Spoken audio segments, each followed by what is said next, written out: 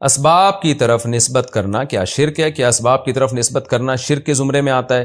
مثلا مجھے اللہ تعالیٰ نے سمندر میں ڈوبنے سے بچایا تھا، تو میرا بطور ذریعہ کہ یہ کہنا کہ فلاں چیز کی وجہ سے بچ گیا تھا، یا فلاں ڈاکٹر اور فلاں دوا نے مجھے مرنے سے بچا لیا، کیا یہ شرک ہوگا؟ نور محمد مکہ مکرمہ سے؟ نہیں جی، یہ شرک نہیں ہوگا۔ اللہ تعالیٰ جب کسی کو بچاتے ہیں تو کسی ذریعے سے ہی بچاتے ہیں۔ آپ یوں کہیں کہ فلاں چیز نے مجھے بچا لیا ہے، لیکن اللہ کا فضل ہوا تھا۔ تو بعض دفعہ ڈاکٹر ہوتے ہیں، دوائیں بھی ہوتی ہیں، بندہ نہیں بچتا، تو وہ نسبت مجازن کی جاتی ہے، حقیقی نسبت تو اللہ ہی کی طرف ہوتی ہے۔ تو بعض لوگ بڑے وہمی ہو جاتے ہیں توحید کے معاملے میں۔ قرآن میں بھی ثابت ہے اللہ تعالیٰ نے بہت سی چیزوں کی طرف نسبت کی ہے، یعنی کسی چیز کی نسبت اللہ نے چیزوں کی طرف کی ہے۔ تو خود قرآن اللہ جب اسباب کی طرف نسبت کر دیتا ہے تو اس کو تھوڑی ہم شرک کہہ سکتے ہیں۔ اس کا مطلب کیا خدا نخواستہ اللہ بھی شرک کر رہا ہے؟ معاذ اللہ۔ تو قرآن اور حدیث میں یہ بات ثابت ہے۔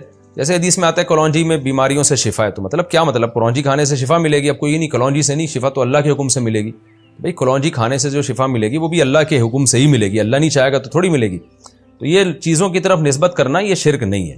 کیا آنکھ پھڑ پھڑانا بری علامت ہے؟ اگر کسی کی ایک آنکھ بار بار پھڑ پھڑائے تو کہتے ہیں کہ یہ کسی بری چیز کے آنے کی علامت ہوتی ہے۔ کیا یہ بات درست ہے؟ ہدایت اللہ صاحب کشمیر سے۔ نہیں بھائی، آنکھ پھڑ پھڑاتی ہے وہ گیس ویس جو ہے نا، پراٹھے آج کل لوگ میرا بیان سن کے بہت کھانے لگے ہیں، تو پیٹ میں جب گیس ہوتی ہے وہ تو ادھر ادھر پھدکتی ہے، وہ جہاں اس کو جگہ ملتی ہے وہاں جاتی ہے، تو وہ آنکھ میں بھی کبھی چلی جاتی ہے تو وہ پھدکنا شروع ہو جاتی ہے، جہاں تک میری معلومات ہیں۔